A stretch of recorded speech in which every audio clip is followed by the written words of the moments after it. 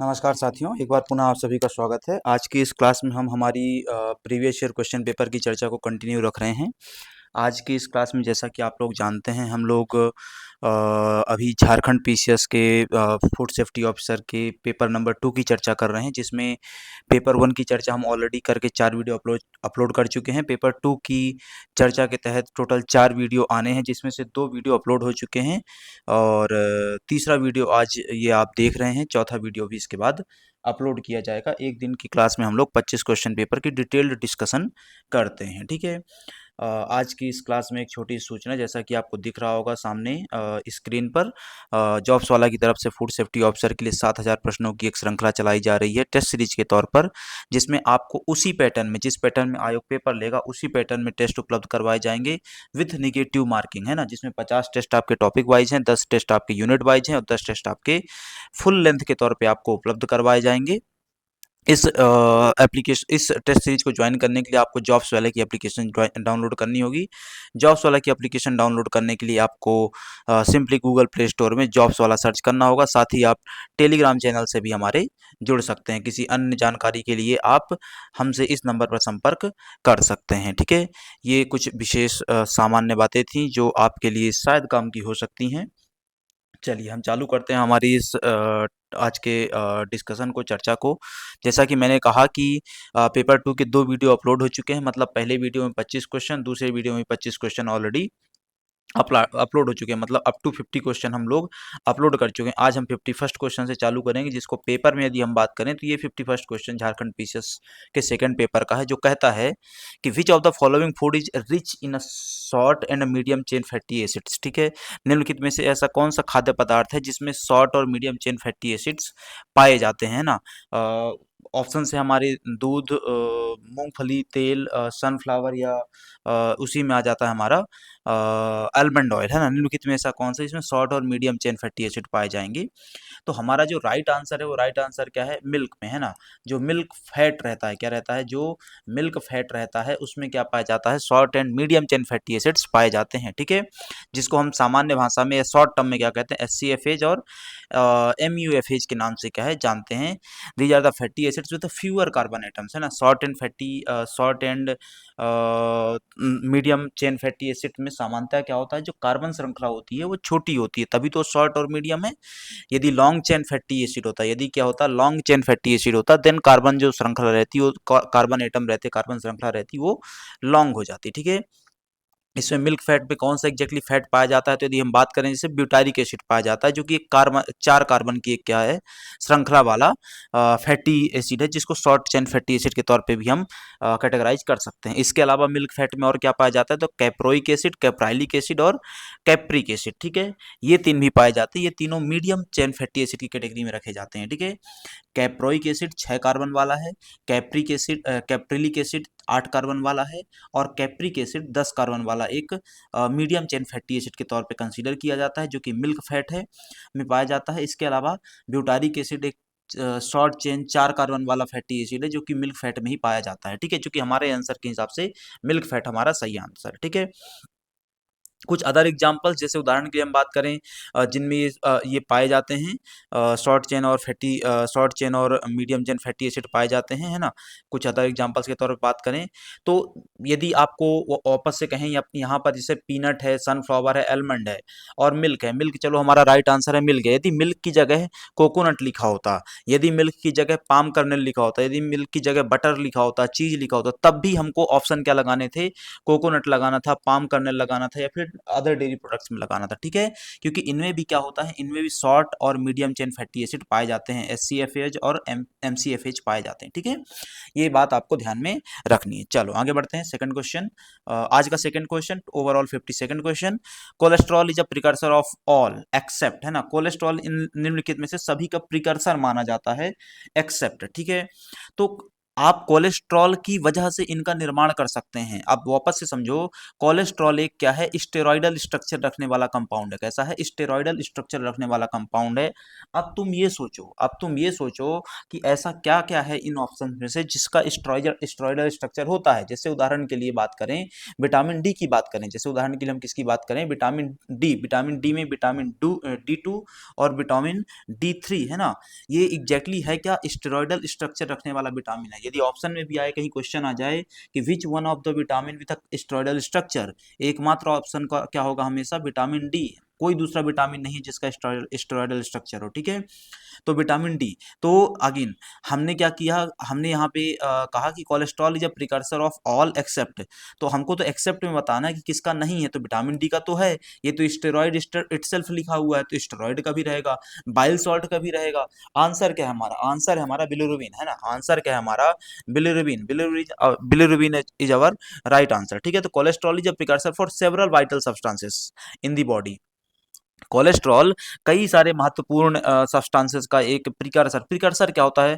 Precursor वो चीज होती है जिसकी मदद से अगली चीज बनेगी, है ना। इसको आप क्या कह सकते हैं? प्राइमरी कंपोनेंट कह सकते हैं, है ना। इसको क्या कह सकते हैं? प्राइमरी कंपोनेंट कह सकते हैं, जिसकी वजह से कोई अगला चरण का कंपोनेंट क्या होता है, बन करके तैयार होता है, ठीक है। ये इसका इसका प्रिकर्सर हो सकता है बाइल सॉल्ट का, विटामिन डी का, steroidal hormones like progesterone, estradiol, aldosterone, cortisol, है ना, इनका भी ये प्रिकर्सर का रोल प्ले करता है। जैसा सी ऑप्शन में जो लिखा हुआ था स्टेरॉइड्स, तो कौन से स्टेरॉइड्स? यही तो स्टेरॉइड्स हैं। प्रोजेस्टेरॉन हो गया, एस्ट्राडायोल हो गया, एल्डोस्टेरॉन हो गया, ये सब क्या है? सेक्स हार्मोन्स, है ना। ये सब क्या है? सेक्स हार्मोन्स हैं। और इसके अलावा क्या जाता है आपका? कॉर्टिसोल्स आ जाते हैं, ठीक है। तो bile salt, vitamin D, steroidal hormones, इन सब का ये प्रिकर्सर होता है, ठीक है। चलो अगला आता है, which of the following vitamin serves as an antioxidant function and has a relation to selenium metabolism, ठीक है। निम्नलिखित में से कौन सा विटामिन एक एंटीऑक्सीडेंट के रूप में कार्य करता है और सेलेनियम मेटाबॉलिज्म में भी रोल प्ले करता है, ठीक है। तो एक एंटीऑक्सीडेंट के तौर पे काम करने वाले विटामिन की लिस्ट मैंने शायद किसी क्लास में पढ़ाई हुई है आपको, ठीक है, अच्छे से याद है, मैंने किसी क्लास में पढ़ाई हुई है। ये जो 7 क्लासेस हो चुकी है उनमें से किसी क्लास में पढ़ाई हुई है, ठीक है। उसमें बताया था कि पूरा का पूरा जो बी कॉम्प्लेक्स में आता है वो कुछ हो गए, है ना। इसके अलावा आपका सी हो गया, ई हो गया, ये क्या करते हैं? रोल प्ले करते हैं एज एन एंटीऑक्सीडेंट, ठीक है।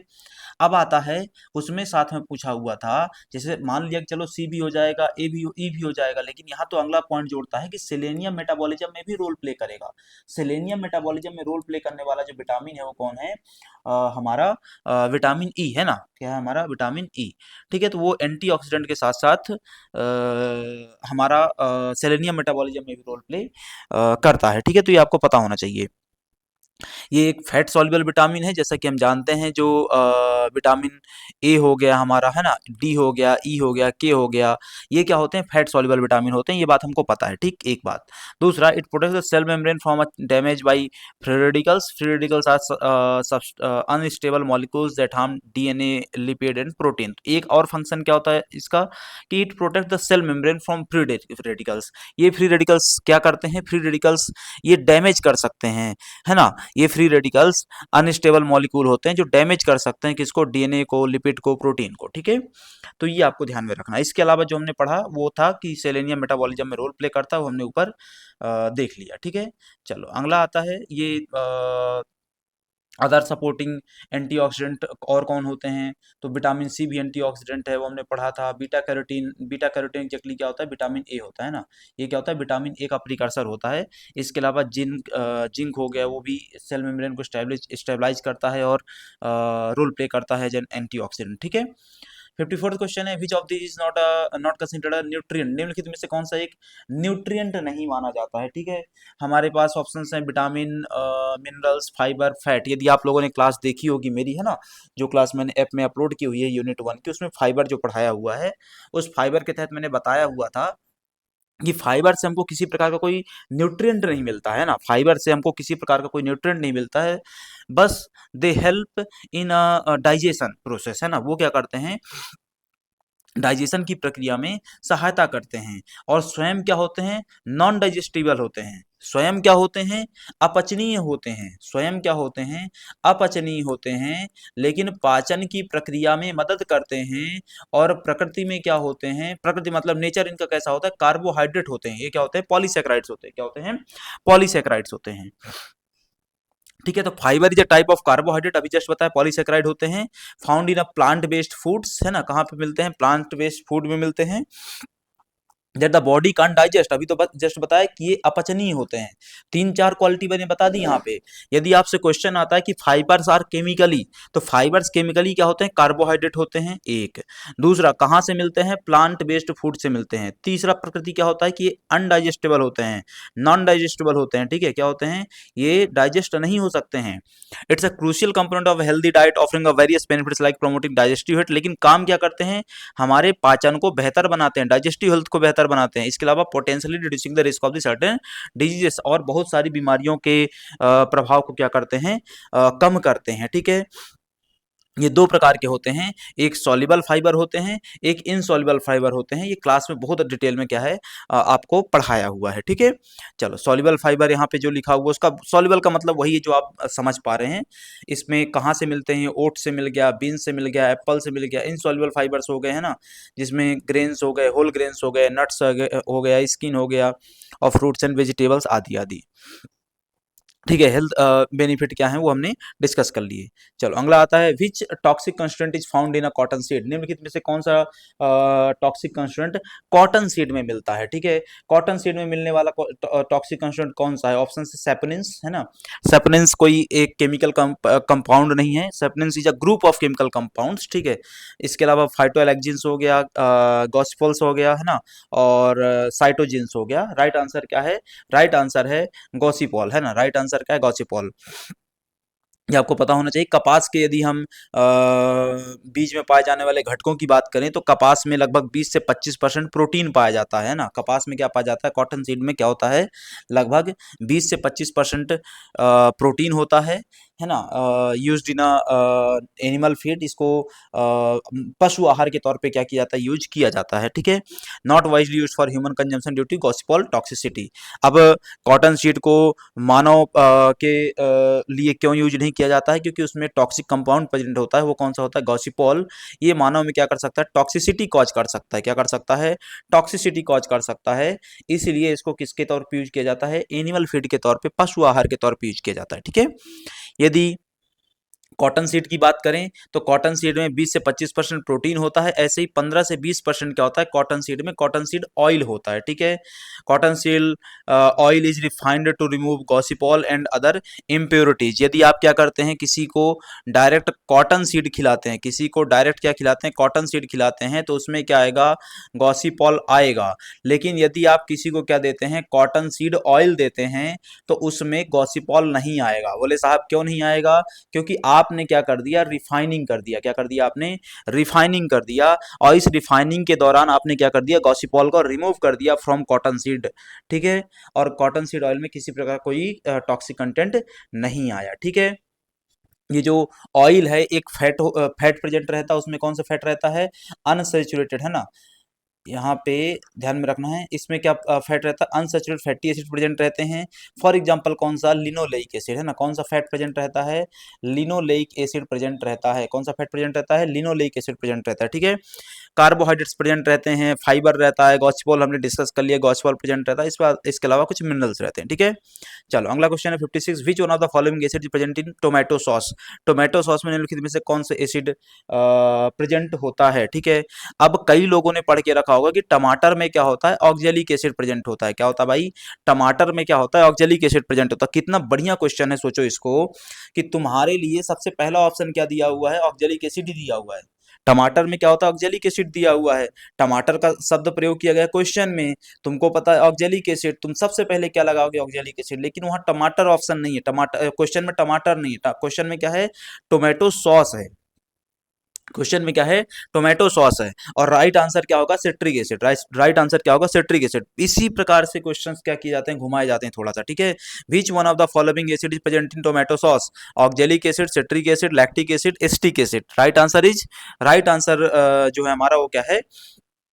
सिट्रिक एसिड है। राइट आंसर क्या है हमारा? सिट्रिक एसिड है। ठीक है, तो oxalic acid is a chemical compound that occurs naturally in almost every plant to some degree including fruit, vegetable and grains, है ना। ऑक्जेलिक एसिड जैसा मैंने बताया कि टमाटर में पाया जाता है, वो सिर्फ टमाटर में पा करके कई सारे प्लांट्स में, फ्रूट्स में ये पाया जाता है। टोमेटो में, टमाटर में 10 प्रकार के क्या पाए जाते हैं? फैटी एसिड्स पाए जाते हैं ना। टमाटर में 10 प्रकार के एसिड्स पाए जाते हैं, such as citric acid, malic acid, ascorbic acid, है ना। इसके अलावा आपका ऑक्जेलिक एसिड, है ना। क्या है? और ऑक्जेलिक एसिड। तो टमाटर में कई प्रकार के एसिड पाए जाते हैं, लगभग 10 प्रकार के एसिड पाए जाते हैं। उनमें से citric acid, malic acid, ascorbic acid, oxalic acid, ये प्रमुख एसिड के तौर पे क्या है? जाने जाते हैं। Oxalic acid content of a tomato is about 50 mg पर 100 ग्राम सर्विंग, है ना। कि यदि आप 100 ग्राम क्या लेते हैं? टमाटर लेते हैं, तो उसमें से 50 mg क्या निकलेगा आपका? उसमें से 50 mg ऑक्जेलिक एसिड निकल करके आएगा। ठीक है, ये आपको ध्यान में रखना है। ठीक, यहाँ पे मैं एक लिस्ट प्रोवाइड कर रहा हूँ आपको। इस लिस्ट में ये लिखा हुआ है कि कौन से फूड प्रोडक्ट में क्या वो प्रेजेंट रहता है। हम यहाँ पे रॉ फूड की बात कर रहे हैं ना। जैसे विनेगर या सिरका उठाएंगे तो उसमें एसिटिक एसिड होता है। यदि आप ऑरेंज उठाएंगे तो सिट्रिक होता है। टैमरिंड या इमली उठाएंगे तो टार्ट्रिक एसिड होता है। टमाटर, रॉ टमाटर लेंगे आप, कच्चा टमाटर लेंगे आप, तो उसमें ऑक्जेलिक एसिड होता है। हम टमाटर सॉस की बात नहीं कर रहे हैं, हम टमाटर की बात कर रहे हैं। टमाटर में क्या होता है? ऑक्जेलिक एसिड होता है। सॉर मिल्क में, खट्टे दही में क्या होता है? लैक्टिक एसिड होता है। नींबू में सिट्रिक एसिड होता है। एंट स्टिंग में, है ना, मेथनोइक एसिड होता है। और नेटल स्टिंग में क्या होता है? मेथनोइक एसिड होता है। ठीक है, तो ये आपको ध्यान में रखना है। इसके अलावा एप्पल में मैलिक एसिड होता है। बटर में, कर्ड में, चीज में, इन सब में क्या होता है? लैक्टिक एसिड होता है, जस्ट लाइक सॉर मिल्क, ठीक है, या खट्टा दही में। ठीक है, ये आपको ध्यान में रखना है। ठीक, तो इतनी बातें आपको यहाँ पे पता होनी चाहिए। राइट आंसर क्या था हमारा? Citric acid. चलो अगला आता है, the egg white is mainly rich in, है ना। जो एग व्हाइट होता है उसमें प्राइमरली क्या पाया जाता है? ये एग व्हाइट और एग यॉक की कहानी मैंने पिछली क्लास में भी आपको पढ़ाई हुई है, वापस से हम उसी की बात कर रहे हैं कि एग व्हाइट में निम्नलिखित में से क्या पाया जाता है सर्वाधिक मात्रा में? कार्बोहाइड्रेट, मिनरल्स, प्रोटीन्स, या नन ऑफ दीज, है ना। तो एग व्हाइट में सर्वाधिक मात्रा में क्या पाया जाता है? प्रोटीन्स पाए जाते हैं ना। क्या पाया जाता है? प्रोटीन्स पाया जाता है। अब अगेन यहाँ पे यदि क्या हो जाता, हमारा ऑप्शन एक क्या जुड़ जाता? नन ऑफ दीज की जगह क्या जुड़ जाता? वाटर जुड़ जाता है। क्या जुड़ जाता? नन ऑफ दीज की जगह वाटर जुड़ जाता। तो राइट आंसर क्या हो जाता? वाटर हो जाता है। क्यों? क्योंकि एग व्हाइट में जो कि एल्बुमिन का बना होता है, ओविल ओविल एल्बुमिन का बना होता है, उसमें प्राइमरली लगभग 88% क्या होता है? पानी होता है, और 10% क्या होता है? लगभग प्रोटीन होता है। लेकिन पानी हमारे ऑप्शन में था नहीं, तो हमारा राइट आंसर क्या हो जाएगा? प्रोटीन हो जाएगा। ठीक है, इसके अलावा कार्बोहाइड्रेट होता है लगभग 1%, मिनरल होते हैं लगभग 1%, फैट लगभग ना के बराबर होता है। ठीक है, तो ये आपको पता होना चाहिए। ठीक है, तो हमने क्या बोला कि भाई एग व्हाइट का प्राइमरी कंस्टिट्यूएंट क्या है? वाटर है। सेकेंडरी कंस्टिट्यूएंट क्या है? प्रोटीन है। टर्सरी कंस्टिट्यूएंट क्या है? कार्बोहाइड्रेट है। क्वाटनरी कंस्टिट्यूएंट क्या है? जिसमें सोडियम है, पोटेशियम है, इस प्रकार के मिनरल्स पाए जाते हैं, वो क्या है? मिनरल्स है। ठीक है, अब यहाँ पे एक जानकारी आप ध्यान में रखेंगे, वो क्या है? एवोडिन प्रोटीन, है ना। ये एवोडिन प्रोटीन क्या होता है? तो biotin also known as a vitamin H और B7, है ना, is a water soluble vitamin that helps the body metabolise fats, carbohydrate, protein. एक काम की बात क्या पता चली कि जो बायोटीन होता है उसको हम क्या बोलते हैं? विटामिन एच भी बोलते हैं। क्या बोलते हैं? विटामिन एच भी बोलते हैं। इसी को क्या बोलते हैं? विटामिन B7 या बायोटीन बोलते हैं। और यह क्या होता है? एक वाटर सॉल्युबल विटामिन होता है। क्या होता है? ये एक वाटर सॉल्युबल विटामिन होता है। ठीक है, बायोटिन डिफिशियंसी में occur in a person who consume raw eggs over many months. ठीक है, अब देखो कि कोई व्यक्ति क्या कर रहा है? कच्चे अंडे खा रहा है लगातार, तो कुछ समय बाद उसको क्या होगा? बायोटिन की डिफिशियंसी हो जाएगी। क्या हो जाएगी? बायोटिन की डिफिशियंसी हो जाएगी। बायोटिन की डिफिशियंसी से क्या होता है? ये क्वेश्चन यदि पूछा गया तो एलोपेशिया होता है। क्या होता है? एलोपेशिया, बालों का झड़ना। क्या होता है? गंजे हो जाओगे। क्या हो जाओगे? गंजे हो जाओगे। ठीक है, अब वापस से पुरानी बात पे लौटते हैं। हमने कहा कि यदि कोई व्यक्ति लगातार अंडे खाएगा तो उसका बायोटीन क्या हो जाएगा? डिफिशियंट हो जाएगा। क्यों हुआ बायोटीन डिफिशियंट? वापस से समझो। इसलिए क्योंकि egg white contains a protein called avidin. एक प्रोटीन होता है एग व्हाइट में, वो क्या नाम है उसका? एविडीन। एविडीन क्या करता है? बायोटीन के, है ना, एविडीन क्या करता है? बायोटीन के एब्जॉर्प्शन को इनहिबिट कर देता है। क्या कर देता है? रोक देता है। ठीक है, एविडीन क्या कर देता है? उसको रोक देता है, इसलिए उसकी क्या है? डिफिशियंसी वहां पे देखने को मिलती है। ठीक है, इसके बाद यहाँ पे एग व्हाइट के अलावा एग योक के बारे में भी जानकारी दी हुई है। एग योक में प्राइमरली क्या प्रेजेंट होता है, ध्यान में रखो। एग व्हाइट में क्या था, प्रोटीन था। वाटर के बाद सेकंड नंबर पे क्या था, प्रोटीन था। एग योक में क्या होता है, वाटर के बाद लिपिड्स होते हैं, फिर क्या होता है, प्रोटीन होता है, फिर क्या होता है, मिनरल्स, फिर कार्बोहाइड्रेट्स। ठीक है, तो ये ध्यान में रखना है। Egg the yolk of an egg contains more than 90% of which of the given vitamin. तो क्या है, विटामिन B12। तो विटामिन B12 किसमें प्रेजेंट रहता है, एग यॉक में प्रेजेंट रहता है। किसमें प्रेजेंट रहता है, एग यॉक में प्रेजेंट रहता है। ठीक है, प्राइमरली वही रहता है। ठीक है, तो ये कुछ बेसिक फैक्ट्स से आपको ध्यान में रखेंगे। अगला 58th question, all of the following are nutrients found in food except. सभी ये फूड में पाए जाते हैं एक्सेप्ट, है ना, प्रोटीन, कार्बोहाइड्रेट, विटामिन, ये पाए जाते हैं। प्लाज्मा कोई फूड कंस्टिट्यूएंट नहीं है। प्लाज्मा को दो रेफरेंस में यूज किया जाता है ना, प्लाज्मा को दो रेफरेंस में यूज किया जाता है। ये एक मैटर जो हमारा द्रव्य होता है ना, क्या होता है, द्रव्य होता है। उस द्रव्य की या पदार्थ की, है ना, द्रव्य की, पदार्थ की, मैटर की फोर्थ स्टेज क्या कहलाती है, प्लाज्मा कहलाती है। ये नई डिस्कवरीज जो हुई हैं उसके आधार पे, है ना, तो उसको कई बार प्लाज्मा क्या कहा जाता है। दूसरा एक प्लाज्मा शब्द जो प्रयोग किया था, एक प्लाज्मा शब्द का प्रयोग कहाँ पे हो गया, केमिस्ट्री और फिजिक्स के पर्सपेक्टिव में। दूसरा प्लाज्मा शब्द प्रयोग किया जाता है बायोलॉजी के पर्सपेक्टिव में, जहाँ पे ब्लड के एक प्रपोर्शन को, है ना, ब्लड के एक हिस्से को क्या कहा जाता है, ब्लड प्लाज्मा के नाम से जाना जाता है, जो कि ब्लड का लगभग 55% वॉल्यूम क्या करता है, क्रिएट करता है। ठीक है, चलो अगला है 59th question, the method of enhancing nutritive value of a food is, है ना, यदि किसी खाद्य पदार्थ की पोषक क्षमता को बढ़ाया जाता है तो उनमें से निम्नलिखित में से किस प्रक्रिया का यूज किया जाता है। तो यदि किसी खाद्य पदार्थ की पोषक क्षमता को बढ़ाना है, पोषण गुणों को बढ़ाना है, पोषक तत्वों को बढ़ाना है, तो कई सारी प्रक्रियाओं का यूज किया जा सकता है। अभी के लिए हमारा आंसर क्या है, राइट, सभी सही हैं। लेकिन मैं यहाँ प्रोसेस बताता हूँ आपको कौन कौन सी प्रोसेस अपना सकते हैं। पहला आता है फूड फोर्टिफिकेशन की प्रक्रिया अपना सकते हैं। बाहर से कोई कंस्टिट्यूएंट ला करके उसमें क्या कर सकते हैं, फोर्टिफाई किया जा सकता है, लेपन किया जा सकता है। क्या कर सकते हैं, लेपन किया जा सकता है। दूसरी जो प्रक्रिया अपनाई जा सकती है वो क्या आती है, फूड फर्मेंटेशन। जैसे ब्रेड हो गया, इडली हो गया, ढोकला हो गया, ये सब कैसे बनते हैं, फर्मेंटेशन की प्रक्रिया से बनाए जाते हैं। ठीक है, इसके बाद आता है फूड जर्मिनेशन, है ना, मतलब जैसे स्प्राउटिंग सीड्स हो गए, तुम्हारे घर में चना है, सोयाबीन है, मूंग दाल है, मूंगफली है, इन सबको तुम स्प्राउटिंग करवाते हो, वो जर्मिनेशन की प्रक्रिया कहलाती है। उससे क्या होता है, उससे उनकी बायो अवेलेबिलिटी बढ़ जाती है, जैव उपलब्धता उनकी क्या हो जाती है, बढ़ जाती है। ठीक है, इसके अलावा फूड कॉम्बिनेशंस बना करके काम किया जा सकता है। फॉर एग्जांपल जैसे pairing vitamin C rich foods with the iron rich foods, है ना, इससे क्या होगा, आयरन विटामिन सी के एब्जॉर्प्शन क्या कर देता है, बढ़ा देता है। ठीक है, तो ये उसमें यूज कर सकते हो। इसके अलावा कुकिंग टेक्निक्स का यूज, है ना, मान लो जैसे मैंने एक दिन आपको एक क्लास में डिस्कशन में बताया था, बेस्ट एग्जांपल की कैफीन और टी की बात कर रहा था मैं, है ना, सॉरी, कॉफी और टी की बात कर रहा था। कॉफी और टी में से कैफीन की मात्रा टी में ज्यादा होती है, लेकिन नशा किससे ज्यादा होता है, कॉफी से होता है। कारण उसका कुकिंग टेक्निक है, क्योंकि तुम क्या करते हो, टी को 10 मिनट पानी में उबालते हो, उतनी देर में कैफीन के क्या होते हैं, बॉन्ड ब्रेक हो जाते हैं, लेकिन कॉफी में तुम इस तरीके से उबालते नहीं हो। तो कुकिंग टेक्निक बहुत ज्यादा मायने रखती है, इसलिए प्रॉपर स्टोरेज है, जेनेटिक मॉडिफिकेशन है। ऐसे जेनेटिक मॉडिफिकेशन की प्रक्रिया कहाँ अपनाई गई, जैसे मान लो कॉटन में अपनाई गई, है ना, बीटी कॉटन हो गया, बीटी ब्रिंजल हो गया, यहाँ पे अपनाई जा रही है। ठीक है, तो ये बहुत सारी प्रक्रियाएं हैं जिससे आप क्या कर सकते हैं, फूड की न्यूट्रिशनिक वैल्यू को बढ़ा सकते हैं। अगला आता है fruits and vegetables are usually considered as a good source of, है ना, फल और सब्जियों को आमतौर पे किस चीज का अच्छा स्रोत माना जाता है। ठीक है, हमारे ऑप्शंस हैं protein, vitamin and minerals, unsaturated fat, carbohydrate, है ना। तो fruit and vegetables are the good source of, है ना, fruit and vegetables are the good source of vitamin and minerals, है ना, क्या के विटामिन के और मिनरल्स के बेहतर क्या है, स्रोत माने जाते हैं। ठीक है, along with vitamin and minerals के साथ साथ क्या माना जाएगा, फाइबर का भी बेहतर सोर्स माना जाता है। ठीक है, अगला क्वेश्चन है 61st question, this mineral is essential for healthy red blood cells and deficiency might cause anaemia. निम्नलिखित में से कौन सा ऐसा पदार्थ है जो हेल्दी रेड ब्लड सेल्स के लिए अति आवश्यक है, और यदि इसकी कमी हो जाए तो एनीमिया हो जाएगा, क्या हो जाएगा, रक्ताल्पता हो जाएगी। क्या हो जाएगा, रक्ताल्पता, रक्त की कमी हो जाएगी। एनीमिया क्या है, रक्त की कमी तो है।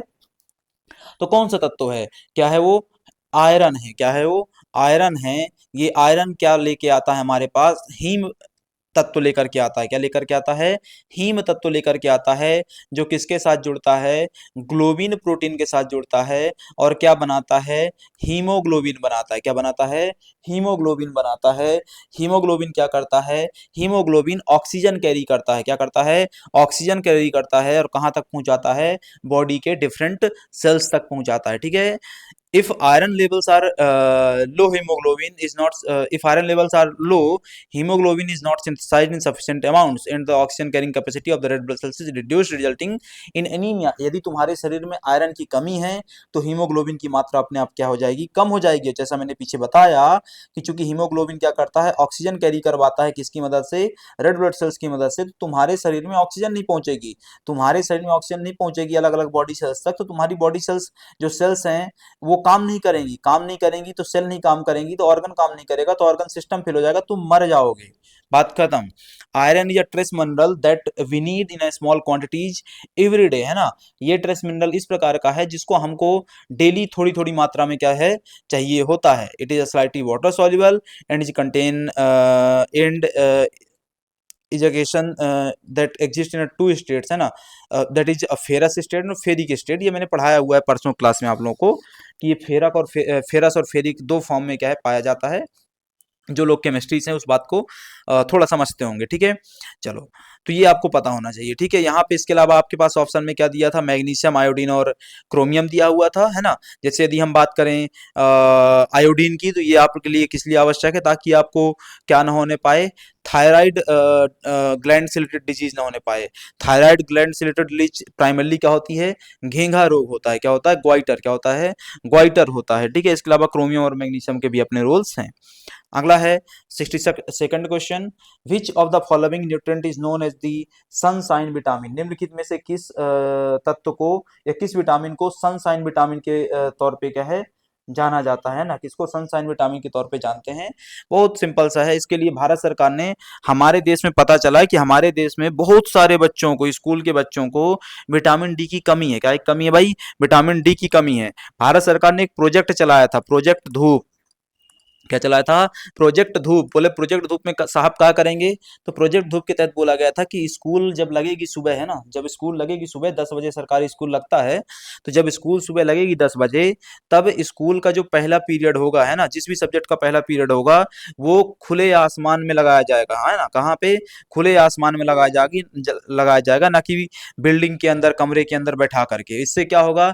जब बच्चा खुले आसमान में 1 घंटे बैठेगा तो धूप सेकेगा। क्या सेकेगा? धूप सेकेगा उसको, है ना। और धूप से क्या मिलेगा तुमको? विटामिन डी मिल जाएगा। ठीक है, चलो, अगला आता है। अच्छा, vitamin is known as sunshine, वो मैंने बता दिया। अब यहाँ पर विटामिन की एक पूरी लिस्ट दी हुई है।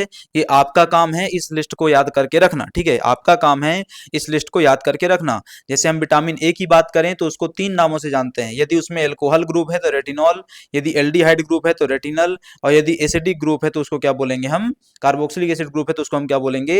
Retinoic acid. इसको एंटी इन्फेक्टिव विटामिन बोलते हैं, आई विटामिन बोलते हैं। यदि इसकी कमी हो जाए तो तुम्हारे शरीर में क्या हो जाएगा? तुम्हारे शरीर में जीरोफ्थैल्मिया हो जाएगा, नाइट ब्लाइंडनेस हो जाएगा। क्या हो जाएगा? आंख से संबंधित बीमारियां हो जाएंगी। ठीक है, ऐसी पूरी एक लिस्ट आपको यहाँ पे दी हुई है। थायमीन, राइबोफ्लाविन, नियासिन, है ना। इसकी कमी से क्या होता है? पेलाग्रा डिजीज होती है। क्या होती है? पेलाग्रा डिजीज होती है। पेंटोथेनिक एसिड हो गया। ठीक है, तो इसको याद रखेंगे। पायरोडॉक्सिन B6 हो गया। विटामिन B7 जिसको क्या बोलते हैं? विटामिन एच भी बोलते हैं। इसकी वजह से क्या होता है? एलोपेसिया होता है। क्या होता है? एलोपेसिया। एलोपेसिया क्या होता है? बालों का झड़ना। क्या होता है? बालों का झड़ना। ठीक है, फोलिक एसिड या फोलिक प्रेगनेंसी विटामिन के तौर पे इसको जाना जाता है। यदि इसकी कमी हो जाए तो क्या होता है? एनीमिया हो जाता है। क्या हो जाता है? एनीमिया हो जाता है। ठीक है, कोबालामीन हो गया आपका, साइनोकोबालामीन इसको कहते हैं। क्या कहते हैं? साइनोकोबालामीन कहते हैं। ये एकमात्र विटामिन है जो जिसमें क्या है? एक धातु प्रेजेंट रहती है। इसको क्या बोलते हैं? कोबाल्ट धातु। क्या बोलते हैं? उसके स्ट्रक्चर में कोबाल्ट धातु प्रेजेंट रहती है। ठीक है, तो ये आप पूरा ध्यान में रखेंगे। ठीक है, only vitamin with the cobalt is B12, only vitamin synthesised by sunlight vitamin D, most vulnerable to heat vitamin C. ध्यान में रखिएगा, तापमान में रखने पर सबसे पहले कौन डिस्ट्रॉय होगा? तो विटामिन सी डिस्ट्रॉय होगा। इस प्रकार क्वेश्चन लगातार आते रहते हैं। Rich source of vitamin B are, है ना। विटामिन बी का सबसे बेहतर सोर्स निम्नलिखित में से क्या माना जाएगा, ठीक है। Cereals and pulses, green leaf and vegetables, ठीक है, cereals and pulses, green leaf and vegetables, यही सेम क्वेश्चन है ना, यही सेम क्वेश्चन मैंने यहाँ पे आपको ऊपर पढ़ाया। यहाँ पे लिखा था fruits and vegetables are usually considered as a good source of vitamin and minerals, यही तो बी आंसर था ना इसका, है ना, यही बी आंसर था 60 वाले क्वेश्चन का। अब वही क्वेश्चन दूसरे तरीके से इसी पेपर में रिपीट होकर के आ गया, वही क्वेश्चन दूसरे तरीके से रिपीट होकर के आया, जहां पे बोला कि vitamin B is vitamin B का बेहतर सोर्स क्या होगा, cereals and pulses, green leafy vegetables, यही बात ऊपर भी लिखी हुई थी, ठीक है। बस वहां होल कैटेगरी पूछा गया तो यहाँ स्पेसिफिक विटामिन पूछ लिया गया, ठीक है, बात वही है अभी भी। तो ये आपको ध्यान में रखना है। while both cereals and pulses and green leafy vegetables are a good source of vitamin B, cereals and pulses are often considered the richer sources, है ना, सेरल पल्सेस को बेहतर सोर्स माना जाता है, ठीक है। उन दोनों में भी सेरल्स एंड पल्सेस बेहतर सोर्स माने जाते हैं, ठीक है। चलो एक बात और ध्यान में रखें कि विटामिन B12 जो है एकमात्र ऐसा विटामिन है जो कि किसी भी प्लांट फूड सोर्स से नहीं पाया जा सकता है, ठीक है, मतलब किसी वेजिटेरियन सोर्स से नहीं मिलता है विटामिन B12, ये मैंने बात पीछे कहीं आपको पढ़ाई हुई है, ठीक है। चलो अगला आता है, कुछ विटामिन जो पकाने में नष्ट हो सकते हैं वो B1 है, B9 है, C है, ये सब पकाने में नष्ट हो जाएंगे क्योंकि क्या है, हीट सेंसिटिव विटामिन है, क्या है ये, हीट सेंसिटिव विटामिन है। अगला 64th क्वेश्चन है, basal metabolic rate shall be measured while a person is, है ना, यदि आपको बेसल मेटाबॉलिक रेट मेजर करना है तो कब मेजर किया जाना सबसे उचित माना जाएगा, तो रेस्टिंग कंडीशन में, हमेशा ध्यान में रखिएगा, है ना, इस प्रकार के जब मेजरमेंट किए जाते हैं, बॉडीली मेजरमेंट किए जाते हैं, तब हमेशा कंडीशन कैसी होनी चाहिए, रेस्टिंग पोस्चर होना चाहिए, कैसा होना चाहिए, रेस्टिंग पोस्चर होना चाहिए, ठीक है। तो basal metabolic rate is energy expanded expended by an individual at a rest, है ना, ये क्या होता है, बेसल मेटाबॉलिक रेट वह क्षमता है, वह चीज है जिसके तहत हम अपनी एनर्जी क्या करते हैं, खर्च करते हैं, लेकिन ये कब मापा जाएगा, जब हम क्या होंगे, रेस्टिंग कंडीशन में, मतलब समझो आपका बेसल मेटाबॉलिक रेट क्या है, मैं ये कब मापूं, रेस्टिंग कंडीशन में मापूंगा, क्यों रेस्टिंग कंडीशन में मापूंगा, बस इसको समझ लो, ठीक है। क्योंकि रेस्टिंग कंडीशन में तुम्हारे शरीर को सिर्फ उतनी एनर्जी की आवश्यकता होती है जितनी मिनिमम एनर्जी में तुम्हारा शरीर बस चलता रहे, ठीक है, जितनी मिनिमम एनर्जी में तुम जीवित रहो, ठीक है। तो as a result of a normal cell organ function within the body and accounts for approximately 6 to 75% total daily energy expenditure individuals with a secondary occupation, ठीक है। तो आपका सिंपल सा पॉइंट यहाँ क्या निकल करके आया कि आपको बेसल मेटाबॉलिक रेट तब मेजर करना है जब शरीर रेस्टिंग कंडीशन में रहे, क्यों, क्योंकि रेस्टिंग कंडीशन में आपका शरीर बस उतनी मिनिमम एनर्जी क्या करेगा, एक्सपेंड करेगा, खर्च करेगा, जितनी जीवित रहने के लिए क्या होती है, आवश्यक होती है, ठीक है। तो ये आपको पता होना चाहिए, ठीक है। किन स्थितियों में मापेंगे, फिजिकल रेस्ट में हो, मेंटल कामनेस हो, मानसिक रूप से शांत बैठा हो, 12 घंटे से भोजन ना लिया हो, इसके अलावा थर्मोन्यूट्रल इन्वायरमेंट में हो, न ज़्यादा तापमान हो न ज़्यादा ठंडक हो, है ना, और इसके अलावा बेहतर नींद लिया हो, सुबह मापा जाएगा, ठीक है। तो इस प्रकार की कंडीशंस में हम क्या करते हैं, बेसल मेटाबॉलिक रेट मापते हैं। अगला 65th question, if a biuret solution added in a egg white resulting colour will be, यदि हम क्या करते हैं, बाइयूरेट सॉल्यूशन ऐड करते हैं एग व्हाइट में तो कौन सा कलर वहां पर निकल करके आएगा, है ना, कौन सा क्वेश्चन था, 65th क्वेश्चन था हमारा, 65th क्वेश्चन, ये रहा 65th क्वेश्चन, है ना। यदि हम क्या करते हैं, biuret solution is added to egg white resulting colour will be, है ना, कौन सा कलर वहां पे निकल करके आएगा, तो resulting colour will be blue, black, red, violet, which is the right answer, violet, है ना, resulting colour would be violet, ये ना एक्सपेरिमेंटल टेस्ट कुछ क्वेश्चन आपको लगातार दिखते रहेंगे, ठीक है। अगला क्वेश्चन है, in a healthy diet pyramid fruits and vegetables are at the, है ना, ये बहुत इंपॉर्टेंट क्वेश्चन है आपके लिए कि हेल्दी डाइट पिरामिड बनाया जाता है तो फ्रूट्स एंड वेजिटेबल्स को कहाँ पर रखा जाएगा, है ना, यदि हेल्दी डाइट पिरामिड बनाया जाता है तो फ्रूट्स एंड वेजिटेबल्स को कहाँ पर रखा जाएगा, ठीक है। ये हेल्दी डाइट का एक पिरामिड दिया हुआ है मैंने यहाँ पर, ठीक है, यह हेल्दी डाइट का एक पिरामिड दिया हुआ मैंने, यह लेवल 1 है, ठीक है, ये लेवल 2 है, ये लेवल 3 है, ये लेवल 4 है, ये लेवल 5 है। यदि हेल्दी डाइट पिरामिड की बात करें तो तुम आज से शक्कर खाना बंद कर दो, यदि हेल्दी डाइट पिरामिड की बात करें तो तुम आज से फिर क्या कर दो, डेयरी प्रोडक्ट्स को खाना बंद कर दो, और यदि हेल्दी डाइट की बात करें सबसे ज्यादा क्या खाओ, ग्रेन्स खाओ, फिर वेजिटेबल और फ्रूट्स खाओ, फिर प्रोटीन्स लो, लेकिन बंद क्या कर दो, शक्कर तुरंत आज से बंद कर देनी है, शक्कर तुम्हारा दुश्मन है, ठीक है। तो बेसल में लेवल 1 की हम बात करें तो बेसल लेवल 1 जो रहता है वो डेली फिजिकल एक्टिविटी और वाटर कंजम्पशन के साथ साथ वो डिमांड करता है कि आप क्या करिए, सबसे ज़्यादा ग्रेन्स का कंजम्पशन करिए, है ना, काय का, ग्रेन्स का कंजम्पशन करिए। सेकंड जो लेवल है वो आपसे डिमांड करता है फ्रूट्स एंड वेजिटेबल्स की। फ्रूट्स एंड वेजिटेबल्स की डिमांड, यही हमारा क्वेश्चन था कि in a healthy diet pyramid fruits and vegetables are at the level 2, है ना। कितने लेवल होते हैं ये भी क्वेश्चन आ सकता है। तो हेल्दी डाइट पिरामिड के 5 लेवल होते हैं। कितने लेवल होते हैं? 5 लेवल, जैसा कि इसमें दिख रहा होगा आपको, ठीक है। 5 लेवल होते हैं। जो थर्ड लेवल होता है वो प्रोटीन कंजम्पशन की डिमांड करता है। जो फोर्थ लेवल होता है वह आपसे फैट्स, ऑयल्स एंड स्वीट्स की कंजम्पशन की बात कर रहा है। और यदि फिफ्थ लेवल में जाएंगे तो एग्जैक्टली शुगर की बात करता है, ठीक है। अब हेल्दी लेवल कहाँ से चालू होता है? नीचे से चालू होता है। और अनहेल्दी कहाँ तक जाता है? ऊपर तरफ जा रहा है। तो यदि आप स्वयं को स्वस्थ रखना चाहते हैं तो आप इधर के लेवल्स को कट करिए, दोनों को, और इधर के लेवल्स को क्या करके, नीचे के लेवल्स को आप बढ़ा करके रखिए, ठीक है। तब आप क्या कर पाएंगे? हेल्दी डाइट ले पाएंगे। अगला 67, across age basal metabolic rate, है ना, बढ़ती हुई उम्र के साथ, है ना, या पूरी उम्र के दौरान यदि हम बात करें तो बेसल मेटाबॉलिक रेट हमारा क्या होगा? चेंज होगा, remain constant, increase, decrease. Across age का मतलब जब आप पैदा हुए, फिर आप किशोर रहे, फिर आप वयस्क रहे, फिर बूढ़े हो गए, बीच में प्रौढ़ भी होंगे, इस पूरी प्रक्रिया के दौरान बेसल मेटाबॉलिक रेट में क्या परिवर्तन आएगा? चेंज होगा। बात तो सही है, चेंज होगा। लेकिन दूसरा है कि रिमेन्स कांस्टेंट, कांस्टेंट तो नहीं रहता। तीसरा इंक्रीज नहीं होता है। चौथा डिक्रीज, चेंज होगा लेकिन कैसा वाला चेंज आएगा? डिक्रीज होगा। तो राइट आंसर क्या है? डी, चेंज होगा। बात सही है, लेकिन और बेहतर ऑप्शन हमको क्या दिया हुआ है? डी में दिया हुआ है, जिसमें लिखा हुआ है कि डिक्रीजेस। तो basal metabolic rate tends to decrease with the age, particularly of the age of the 30, 30 की उम्र के बाद, है ना, 30 की उम्र के बाद बेसल मेटाबॉलिक रेट आपका क्या हो जाता है? घटने लग जाता है। This decline is often attributed to decrease in lean muscle mass and reduction in overall physical activity. 30 की उम्र के बाद आपकी फिजिकल एक्टिविटी में क्या आती है? एक नॉर्मलसी आती है, कॉन्स्टेंटनेस आती है। क्या आती है? कॉन्स्टेंटनेस आती है, तो गिरावट भी आती है। क्या आती है? गिरावट आती है, ठीक है। तो उसके आधार पे आपका बेसल मेटाबॉलिक रेट क्या होता है? कम होता है। सबसे ज्यादा बेसल मेटाबॉलिक रेट यदि हम बात करें, जैसे इन्फेंट एंड चाइल्ड को लेकर के बात करें, तो यहाँ पे रिलेटिवली हाई मिलेगा आपको ड्यूरिंग इन्फेंसी एंड चाइल्डहुड, है ना। एडोलसेंट को लेकर के बात करें तो इस दौरान में एकदम पीक पे मिलेगा आपको, ठीक है। एडल्टहुड में भी आपको ग्रेजुअली हाई मिलेगा, है ना। लेकिन इसके जस्ट बाद आपका क्या होता है? एडल्टहुड के बाद 30 के बाद 35 के बाद क्या होता है? डिक्लाइन होना चालू हो जाता है, ठीक है। अगला question, the type of amino acid present in proteins are, है ना, प्रोटीन में कितने प्रकार के अमाइनो एसिड प्रेजेंट होते हैं? प्रोटीन में 20 प्रकार के अमाइनो एसिड प्रेजेंट होते हैं, लेकिन 20 तो ऑप्शन में नहीं, तो प्रोटीन में 22 प्रकार के अमाइनो एसिड प्रेजेंट होते हैं। प्रोटीन में 20 प्रकार के स्टैंडर्ड और 2 प्रकार के नॉन स्टैंडर्ड विटामिन प्रेजेंट होते हैं, अमाइनो एसिड प्रेजेंट होते हैं ना। क्या प्रेजेंट होते हैं? प्रोटीन में 22 प्रकार के अमाइनो एसिड प्रेजेंट होते हैं। आप 22 कहाँ भाई? ये रहा, है ना।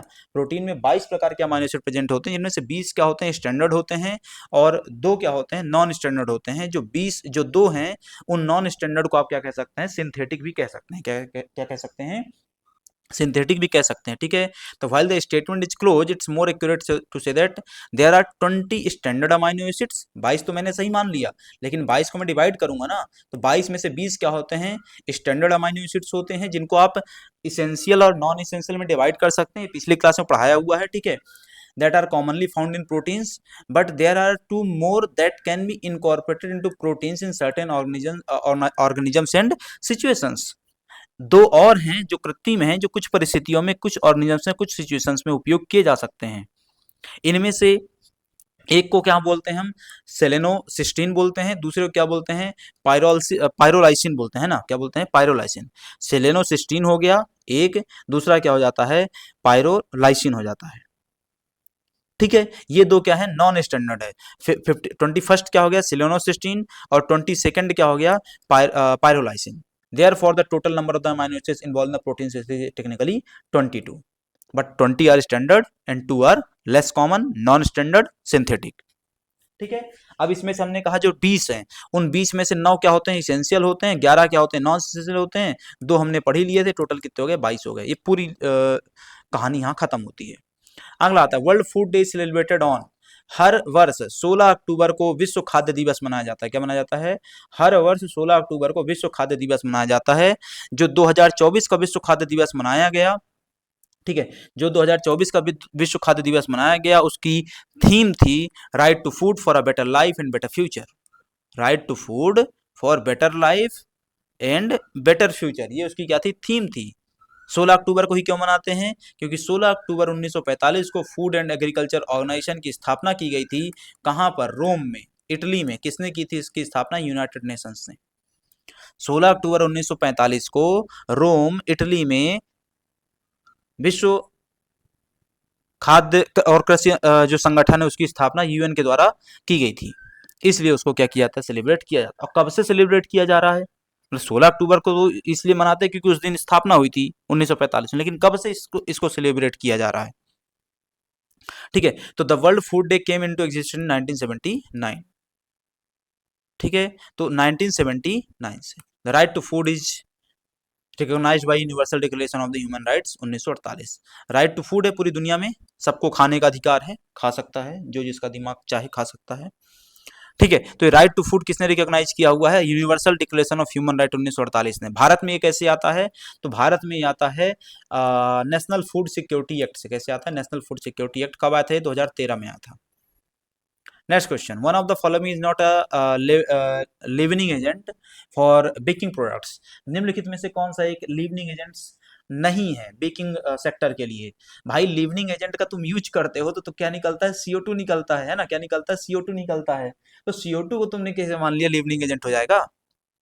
ठीक है, तो लिवनिंग एजेंट एग्जैक्टली क्या है, तो leavening agents are crucial in baking causing dough and batters to rise and become light and airy. ठीक है, इस लिवनिंग एजेंट की वजह से क्या होता है, इस लिवनिंग एजेंट की वजह से, मान लो तुमने बेकिंग सोडा यूज कर लिया है ना, मान लो तुमने क्या कर लिया, यहाँ पे एक बेकिंग सोडा लिवनिंग एजेंट है, मान लो तुमने क्या किया, ये जनरली यूज किया जाता है बेकिंग सोडा घरों में। तो बेकिंग सोडा जब तुम यूज करते हो अपने किसी फूड प्रोडक्ट में एज अ लिवनिंग एजेंट, तो वो क्या करता है, वहां से CO2 रिलीज करवाता है।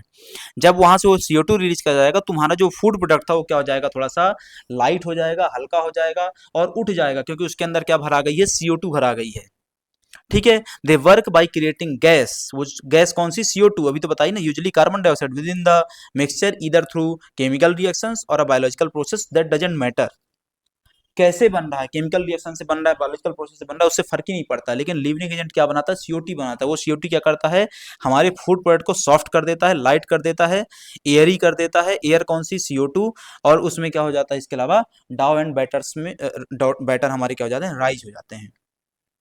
ठीक है, चलो, इसके अलावा बेकिंग सोडा के अलावा और क्या यूज करते हैं, ईस्ट यूज करते हैं, स्टीम यूज करते हैं, जो ऊपर लिखे हुए थे 3 ऑप्शन हमारा है ना वो। अगला, the quantity and the quality of a gluten which floor lab instrument can yield is observed by the following instruments. ठीक है, यदि आपको मैदा की मात्रा और गुणवत्ता को मापने का उपकरण की बात करें तो कौन सा उपकरण उसमें यूज किया जाता है, 2 उपकरण यूज किए जाते हैं, एक मिक्सोग्राफ यूज किया जाता है, दूसरा किया जाता है फेरेनोग्राफ। ठीक है, ऑप्शन ए, मिक्सोग्राफ और फेरेनोग्राफ का यूज किया जाता है क्वालिटी को ऑब्जर्व करने के लिए। ठीक है, ये मिक्सोग्राफ इंस्ट्रूमेंट है, it measures the gluten quality for evaluating डाउ मिक्सिंग प्रॉपर्टीज। बस आपको इतना ही याद रखना है, कुछ और याद रखने की आवश्यकता नहीं। ग्लूटेन क्वालिटी को मेजर करने के लिए कौन सा इंस्ट्रूमेंट यूज करते हैं, मिक्सोग्राफ, बस हो गया। ठीक है, ऐसे ही जो दूसरा इंस्ट्रूमेंट आता है हमारा वो है फेरेनोग्राफ। ये वही वाटर एब्जॉर्प्शन और ग्लूटेन क्वालिटी को मेजर करने के लिए यूज किया जाता है। ठीक है, वहां पे एक ऑप्शन दिया था आपको अमाइलोग्राफ है ना, आपके ऑप्शंस में था। अमाइलोग्राफ क्या करता है, it measures the starch gelatinisation and enzyme activity है ना। आपका यहाँ पे ऑप्शन दिया हुआ था, कहाँ गया भाई, ये रहा। ठीक है, अमाइलोग्राफ एक ऑप्शन दिया हुआ था है ना, तो हम अमाइलोग्राफ की बात करें तो अमाइलोग्राफ क्या करता है, तो अमाइलोग्राफ मेजर्स स्टार्च जिलेटनाइजेशन है ना, ये स्टार्च के जिलेटिनीकरण का क्या करता है और एंजाइम की गतिविधि का क्या करता है, मापता है। ऐसे एक ऑप्शन दिया हुआ था एक्सटेंसेनोग्राफ, यह इट मेजर्स द डाउ स्ट्रेचिंग एंड रेजिस्टेंस है ना, ये आटे के लचीलेपन और तनाव के प्रतिरोध को मापता है। इसके अलावा एल्बियोग्राफ क्या करता है, इट मेजर्स द डाउ क्वालिटी एंड बबल इन्फ्लेशन है ना, बबल फुलाकर आटे की ताकत और फैलाव को क्या करता है, मापता है। तो ये सब कहीं ना कहीं किसी न किसी प्रकार की क्वालिटी मेजरमेंट से रिलेटेड है। बट मैदे की क्वालिटी और ग्लूटेन से संबंधित क्वालिटी को मापने के लिए हम 2 यूज करते हैं, मैक्जियोग्राफ और फेरेनोग्राफ। ठीक है, अगला क्वेश्चन आता है 72nd। हाँ, lactic acid forming bacteria is beneficial and grow in है ना, जो लैक्टिक एसिड या अम्ल बनाने वाला लाभदायक बैक्टीरिया निम्नलिखित में से किसमें उत्पन्न होता है, किसमें बनता है ना, राइट आंसर क्या है, तो ये कहाँ बनता है? सॉस में, केचप में, जेली में, पिकल में। राइट आंसर क्या है? पिकल में। ठीक है, तो लैक्टिक एसिड बैक्टीरिया, उसको लैब के नाम से पुकारते हैं। क्या पुकारते हैं? लैब के नाम से पुकारते हैं। Lactic acid bacteria are beneficial and naturally occur and grow during the fermentation of the pickles. अचार के फर्मेंटेशन के प्रक्रिया के दौरान लैक्टिक एसिड बैक्टीरिया का क्या होता है? निर्माण होता है। They are responsible for the characteristics sour taste, है ना। और ये क्या करते हैं? यह अचार में खट्टापन लेकर के आते हैं। ये क्या करते हैं? अचार में खट्टापन लेकर के आते हैं। ठीक है, ये अचार में खट्टापन लेकर के आते हैं। And preservation of the fermented pickles, और उसकी सेल्फ लाइफ में क्या करते हैं? वृद्धि करते हैं। ठीक है, ध्यान में रखिएगा। तो ये क्या क्या कर दिया। इसके अलावा क्या करेंगे आप? प्रिजर्वेशन है, फ्लेवर प्रोडक्शन, और क्या करता है? प्रोबायोटिक के तौर पे भी क्या करते हैं? ये काम करते हैं। अचार को एज अ प्रोबायोटिक भी यूज किया जाता है। प्रोबायोटिक क्या होता है, प्रीबायोटिक क्या होता है, क्लास में पढ़ाया हुआ है, आप लेक्चर्स में देख सकते हैं। चलो अगला आता है, बैलेंस डाइट इंक्लूड्स एटलीस्ट, है ना। बैलेंस डाइट में लगभग कितने ग्राम वेजिटेबल होना चाहिए? ठीक है, बैलेंस डाइट में लगभग कितने ग्राम वेजिटेबल होना चाहिए? 300 ग्राम, 200 ग्राम, 100 ग्राम, 400 ग्राम। लगभग कितना होना चाहिए? 300 ग्राम के आसपास वेजिटेबल होना अति आवश्यक माना जाता है। ठीक है, अब बैलेंस डाइट के हिसाब से यदि हम बात करें तो ICMR NIN का जो 2020 का RDA है ना, ये ध्यान में रखिएगा। क्या किसी बात कर रहा हूँ मैं? Indian council of medical research और NIN ने मिल करके जो 2020 में RDA टेबल जारी करी थी, है ना, तो रिकमेंडेड डाइटरी अलाउंसेस की जो टेबल जारी करी थी, वो टेबल मैं यहाँ पे आपको प्रोड्यूस कर रहा हूँ। ठीक है, उस टेबल के हिसाब से सेरल्स कितना लेना चाहिए वो लिखा हुआ है, पल्सेस कितनी लेनी चाहिए, मिल्क एंड मिल्क प्रोडक्ट्स कितने लेने चाहिए, ठीक है, फैट्स एंड ऑयल्स कितने लेने चाहिए, ठीक है, ये फ्रूट्स कितने लेने चाहिए, और वेजिटेबल कितने लेने चाहिए? 300 ग्राम। ठीक है, कितने? 300 ग्राम। समझ में आई बात हमारी? ठीक है, तो ये सब का यहाँ पे लिखा हुआ है। शुगर कितनी लेनी चाहिए, नट्स एंड ऑयल सीड कितना लेना चाहिए, पानी कितना लेना चाहिए दिन में, है ना, 2 से 3 litre per day, nuts and oils 10 से 15 ग्राम, शक्कर लगभग 20 से 30 ग्राम। ठीक है, यू कैन अवॉइड शक्कर एज वेल, है ना। ये वेजिटेबल्स कितनी? 300, फ्रूट्स कितने? 100 ग्राम, फैट्स एंड ऑयल्स 20 ग्राम, ठीक है, milk and milk products 300 ml, pulses 60 से 90 ग्राम, सेरल्स 300 से 400 ग्राम लेना चाहिए। सेरल्स में आपके क्या आ जाते हैं? वही आपका दाल चावल वगैरह ये सब आ जाता है। ठीक है, एग्जैक्टली दाल नहीं, चावल हो गया, गेहूं हो गया, है ना, ये सब। यहाँ तक की बात समझ में आई। अगला आता है question, CIAE is located in, है ना। CIAE का फुल फॉर्म क्या है? Central institute of agriculture engineering. Central institute of agriculture engineering कहाँ पर है? भोपाल में है। ठीक है, कब बनाया गया था? 15 फरवरी 1976 को। कब बनाया गया था? 15 फरवरी 1976 को। लव वीक खत्म होने के बाद बनाया गया था उसको। ठीक है, ये एक ऑटोनोमस बॉडी है, works under the ICR, Indian council of agriculture research के अंतर्गत ये काम करती है। ठीक है, ये जो पूरा का पूरा संस्था है, पूरा का पूरा बॉडी है। इसके अलावा, है ना, मतलब यहाँ पे मैं अब बात कर रहा हूँ कि ICR के और कौन से संस्थान मध्य प्रदेश में है। ICR का एक संस्थान आपने देख लिया कि ICR का एक संस्थान जो आपके क्वेश्चन में है भोपाल में, वो हमने देख लिया कि CIAE यहाँ पे काम करता है, central institute of agriculture engineering यहाँ काम करता है। इसके अलावा और कौन से संस्थान भोपाल मध्य प्रदेश में काम करते हैं ICR के? तो ICR का CIAE हमने देख लिया भोपाल में। इसके अलावा ICR का Indian institute of soybean research है इंदौर में। इसके अलावा डायरेक्टरेट ऑफ वीड रिसर्च है जबलपुर में, जो ICR की एक संस्था है। इसके अलावा इसी में आपका central research institute of dry land agriculture, ये मुरैना में है। और national research centre for agro forestry, ये झांसी UP बॉर्डर पे आप कह सकते हैं, मध्य प्रदेश में एग्जैक्टली नहीं आता ये, है ना। और national research centre on meat, है ना, ये भोपाल में है। तो ये 4 से 5 संस्थान ICR के मध्य प्रदेश में काम, 5 संस्थान मध्य प्रदेश में काम कर रहे हैं। ठीक है, जिसमें से एक का क्वेश्चन आपको भोपाल का पूछा जा चुका है। वीड रिसर्च सेंटर कहाँ पे है? जबलपुर में। Dry land agriculture research centre कहाँ पर है? मुरैना में। सोयाबीन रिसर्च सेंटर कहाँ पर है? इंदौर में। Agriculture institute of agriculture engineering centre कहाँ पर है? भोपाल में। ठीक है, ये ध्यान में रखेंगे आप। ठीक है, इसके अलावा मीट सेंटर कहाँ पर है? मीट रिसर्च सेंटर कहाँ पर है? भोपाल में। 75th क्वेश्चन, आज का आखिरी question, permissible limit for of SO2, है ना, sulphur dioxide in a jam. Sulphur dioxide की परमिसिबल लिमिट हर फूड प्रोडक्ट के लिए अलग अलग होती है। सल्फर डाइऑक्साइड की परमिसिबल लिमिट क्या होती है? वो मात्रा जितनी रखी जा सकती है उससे ज्यादा नहीं ले जा सकते हैं। वो मात्रा जितनी रखी जा सकती है उससे ज्यादा नहीं ले जा सकते हैं। कितनी है वो? 40 है। Permissible limit for SO2 in a jam is 40 ppm, parts पर मिलियन।